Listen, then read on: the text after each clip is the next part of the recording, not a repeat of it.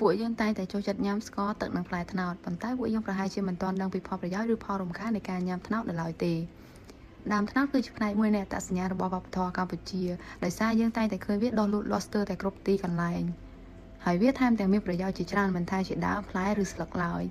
នេះជាហេតុធ្វើឲ្យដើមត្នោតក្លាយជាផ្នែកមួយនៃជីវិតរបស់ប្រជាជនកម្ពុជាតាំងពីសម័យបុរាណកាលថ្ងៃនេះយើងនឹងនិយាយពីអាហារូបត្ថម្ភដែលមាននៅក្នុងផ្លែត្នោតផ្លែត្នោតមានកាបូអ៊ីដ្រាត ប៉ូតាស្យូម កាល់ស្យូមនិងវីតាមីនដូចជា A, B និង C ជាដើមលើសពីនេះអាហារូបត្ថម្ភសំខាន់ៗរបស់ត្នោតមានដូចជាហ្គាំ ប្រូតេអ៊ីន អាល់ប៊ូមីន ខ្លាញ់និងកាបូអ៊ីដ្រាតដែលវាធ្វើឲ្យផលិតផលត្នោតមានសមត្ថភាពក្នុងការប្រឆាំងនឹងការរលាកការឆ្លងមេរោគការបាត់បង់ការចងចាំហើយថែមទាំងអាចកាត់បន្ថយការឈឺចាប់កាត់បន្ថយការក្តៅខ្លួននិងមានជាតិស្ករទាបថែមទៀតបើនិយាយពីអត្ថប្រយោជន៍នៃផ្លែត្នោតចំពោះសុខភាពវិញមានដូចជាទី1វាបង្កើនថាមពលស្ករត្នោតគឺជាស្ករធម្មជាតិដែលមានកាបូអ៊ីដ្រាតឬជាតិស្ករដែលមាន glycemic index ទាបជាងស្ករអំពៅមានន័យថាជាតិស្ករត្រូវបានបំផ្លាញទៅជាថាមពលយឺតសម្រាប់អ្នកចង់សម្រកទម្ងន់និងអ្នកជំងឺទឹកនោមផ្អែមវាក៏ជាប្រភពផ្ដល់ជាតិទឹកដ៏ល្អសម្រាប់អ្នកខ្វះជាតិទឹកផងដែរ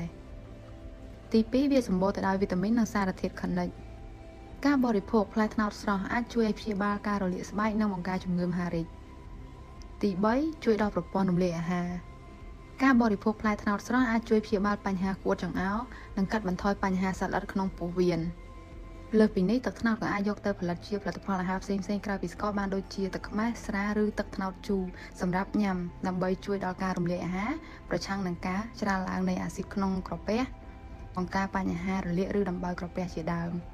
ទី4កាត់បន្ថយអាការៈពុលតាមរយៈការស្រាវជ្រាវរបស់វិទ្យាស្ថានកសិកម្មឥណ្ឌាបានបង្ហាញថាស្ករត្នោតមានសមត្ថភាពក្នុងការប្រឆាំងនឹងការពុលហើយវិធីនេះត្រូវបានគេប្រើដើម្បីព្យាបាលជំងឺពាក់ព័ន្ធនឹងជំងឺថ្លើមផងដែរទោះបីជាយ៉ាងណាក៏ដោយការញ៉ាំស្ករត្នោតនិងទឹកត្នោតក៏អាចបណ្ដាលឲ្យមានផលប៉ះពាល់ចំពោះសុខភាពបានដែរជាឧទាហរណ៍បរិមាណជាតិស្ករក្នុងស្ករត្នោតឬទឹកត្នោតមាន glycemic index ទាបប៉ុន្តែការបរិភោគច្រើនអាចធ្វើឲ្យជាតិស្ករក្នុងឈាមកើនឡើងខ្ពស់អាចបង្កើនហានិភ័យចំពោះអ្នកជំងឺទឹកនោមផ្អែមនិងជំងឺសរសៃឈាមចំណែកទឹកត្នោតជូរមានជាតិអាល់កុលប្រសិនបើអ្នកផឹកច្រើនអាចបណ្ដាលឲ្យមានអាការៈឈឺក្បាលនិងប៉ះពាល់ដល់ប្រព័ន្ធរំលាយអាហារបានមនុស្សមួយចំនួនតូចក៏មានបញ្ហាអាឡែហ្ស៊ីនៅត្នោតដែរប៉ុន្តែយ៉ាងណាយើងគួរមានការកត់សម្គាល់ពីប្រតិកម្មនានាក្រោយការញ៉ាំមិនថាចំពោះត្នោតឬអាហារប្លែកផ្សេងៗទៀតឡើយនិងចុងក្រោយគឺបញ្ហាអនាម័យទឹកត្នោតដែលមិនបានចម្អិនត្រឹមត្រូវឬបិទជាទឹកត្នោតជូរខុសបច្ចេកទេសអាចបណ្ដាលឲ្យមានបញ្ហាចំពោះសុខភាពដូចជានាំមកនូវការពុលអាហារជាដើម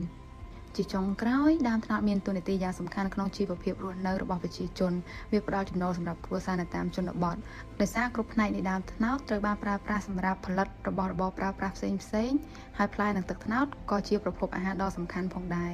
ការញ៉ាំផ្លែនិងទឹកត្នោតមានសារៈសំខាន់ចំពោះសុខភាពប៉ុន្តែអ្នកដែលមានបញ្ហាអាឡែហ្ស៊ីហើយរឿងអនាម័យក៏នៅតែជាអ្វីដែលយើងគួរយកចិត្តទុកដាក់បន្ថែម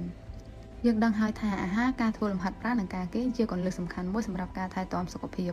ដូច្នេះយើងគួរយកចិត្តទុកដាក់ចំពោះអ្វីដែលយើងបានបរិភោគធ្វើលំហាត់ប្រាណឲ្យបានទៀងទាត់និងគេងឲ្យបានគ្រប់គ្រាន់ដើម្បីទទួលបានសុខភាពល្អទាំងកាយនិងចិត្តសូមជួយ like និង share ប្រសិនបើអ្នកយល់ថាវីដេអូនេះមានប្រយោជន៍ចំពោះអ្នកនិងអ្នកដទៃ